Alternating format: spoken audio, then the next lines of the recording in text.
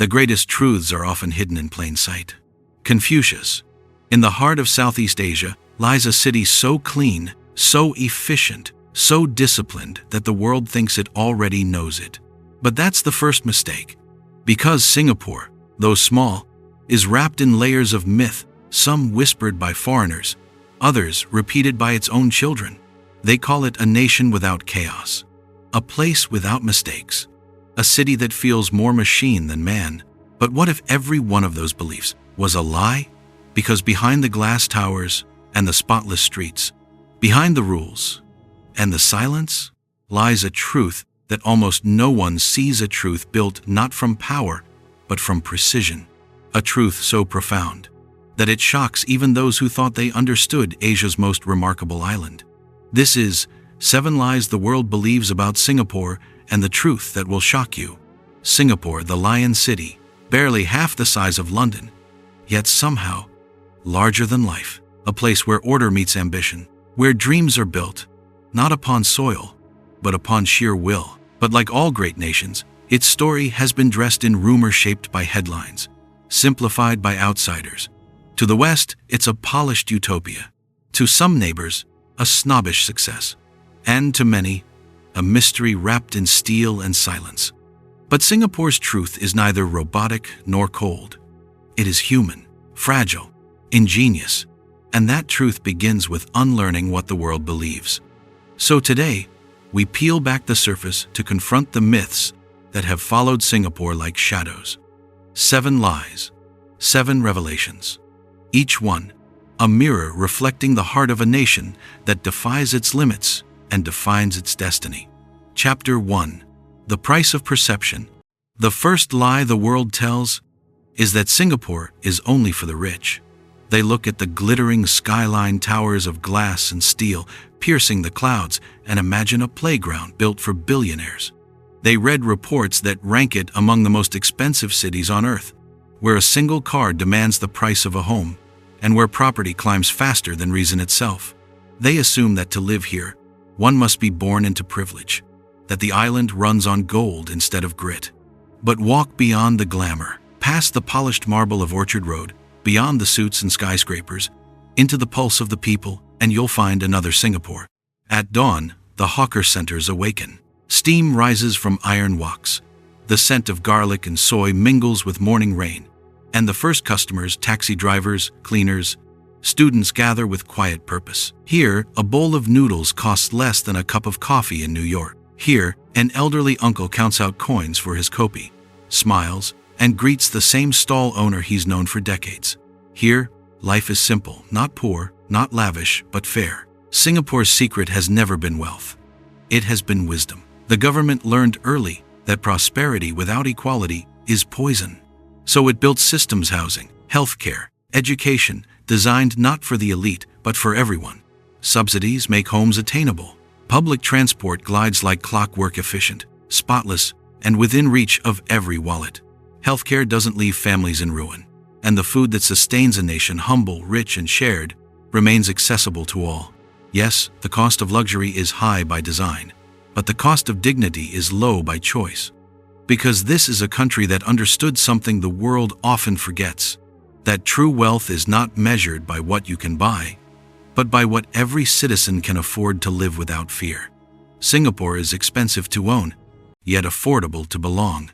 And in that balance between gold and grace, between system and soul, lies the quiet genius of a nation that built equality not as charity, but as policy. Chapter 2. The Myth of the Soulless City. They call Singapore sterile, too clean, too perfect, too safe to be real.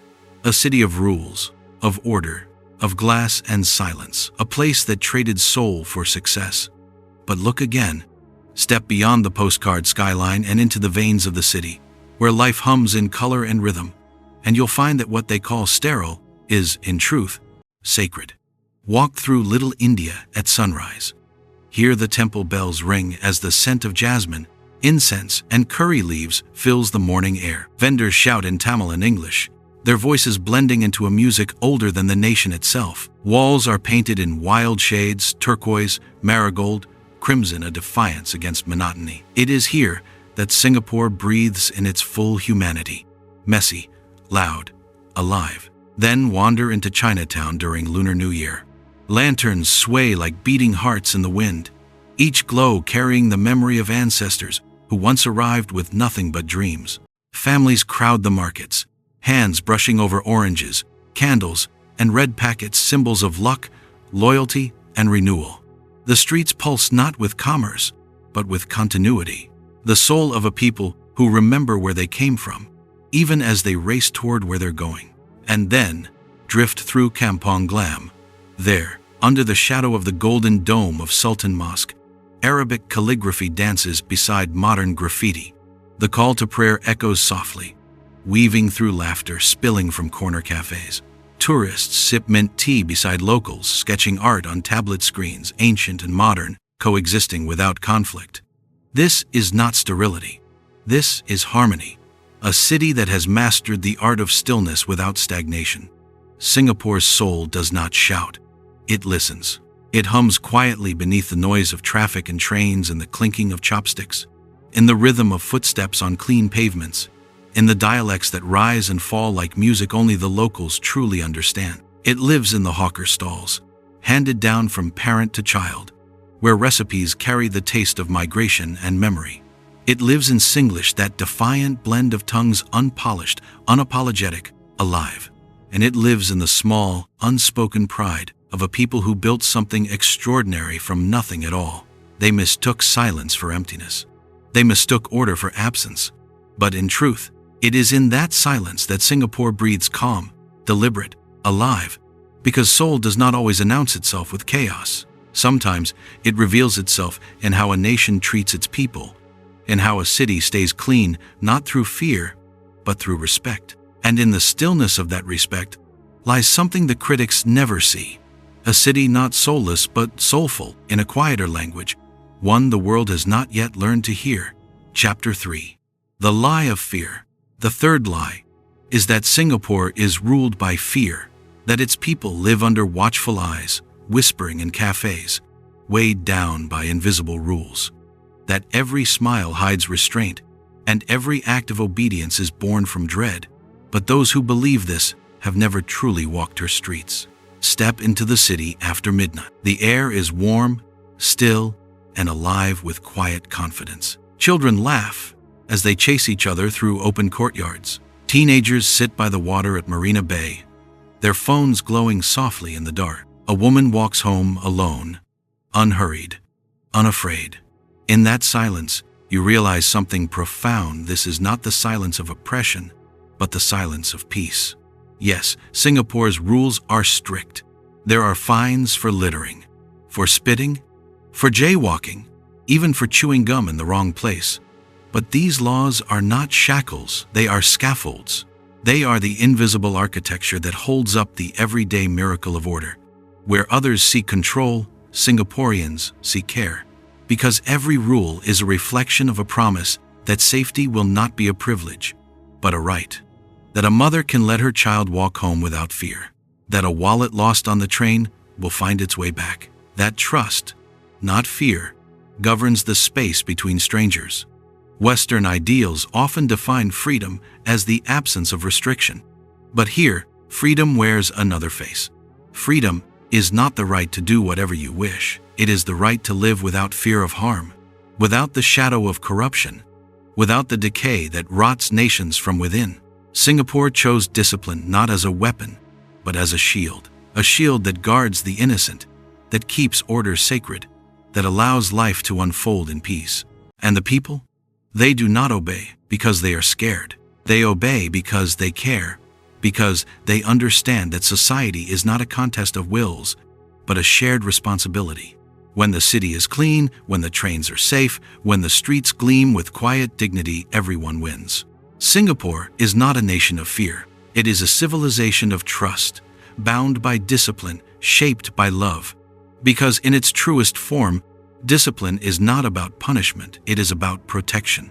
And here, on this island of steel and soul, order is not the opposite of freedom.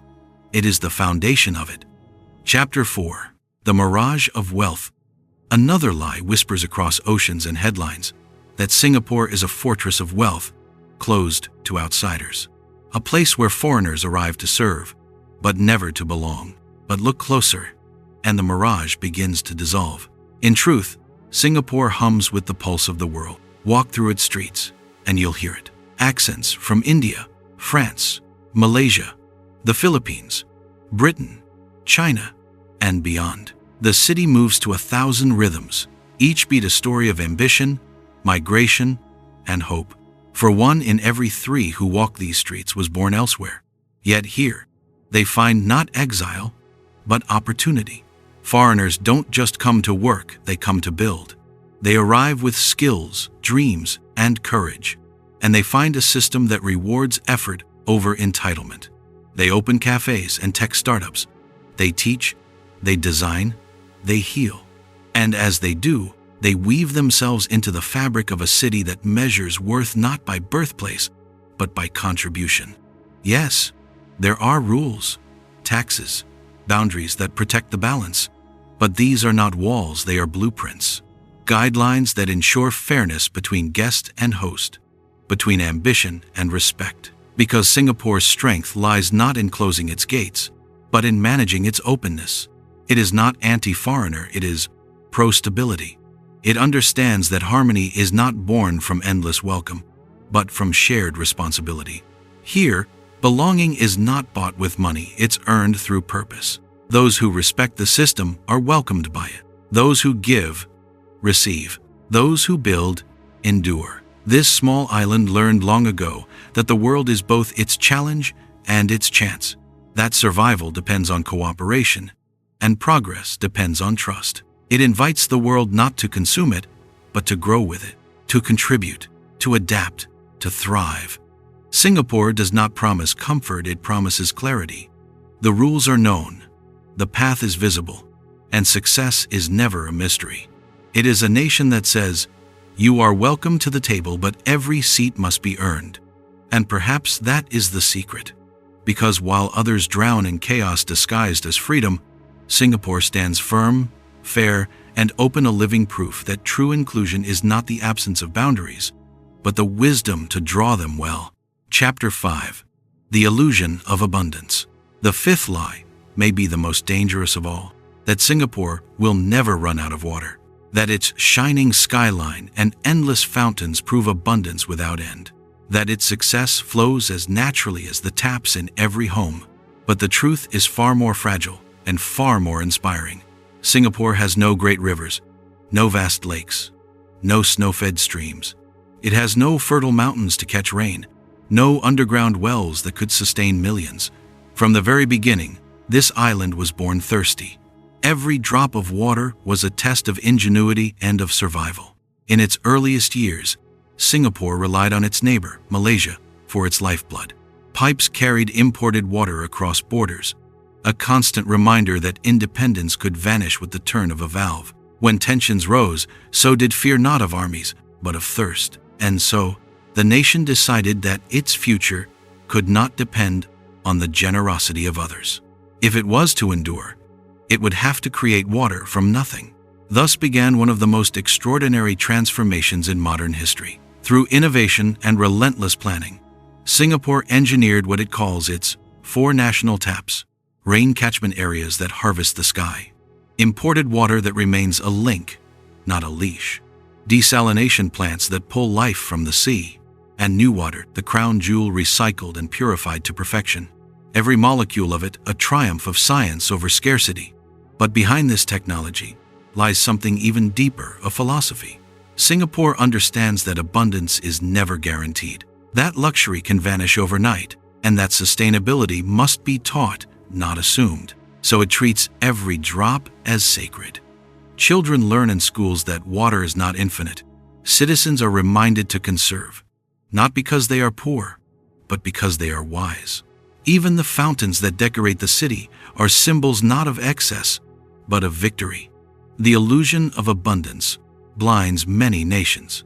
They forget that prosperity without restraint leads to ruin.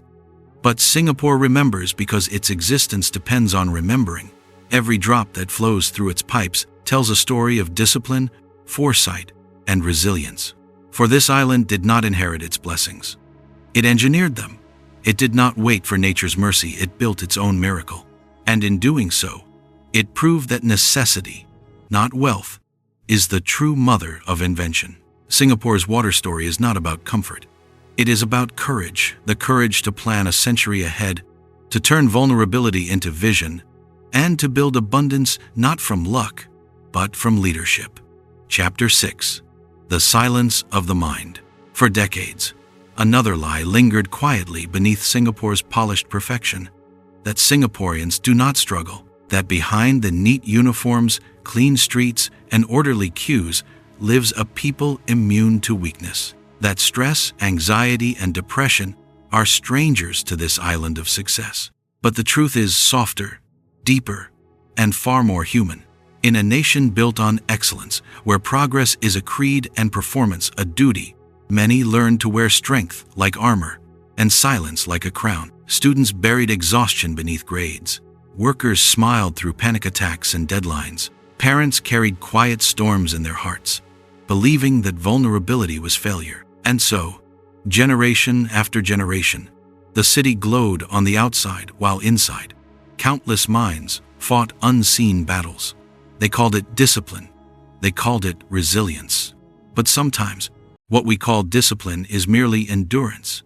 And endurance, when endless, becomes pain. For years, few spoke of it. Mental health was a taboo, whispered about but never addressed. The nation's focus was on growth, on GDP, innovation, survival. But what is the worth of a skyscraper if the soul beneath it trembles? What is the value of success if those who build it break in silence? Today, that silence is beginning to crack open. Slowly, tenderly, courage is replacing concealment. Schools now teach not just mathematics and science, but mindfulness and empathy.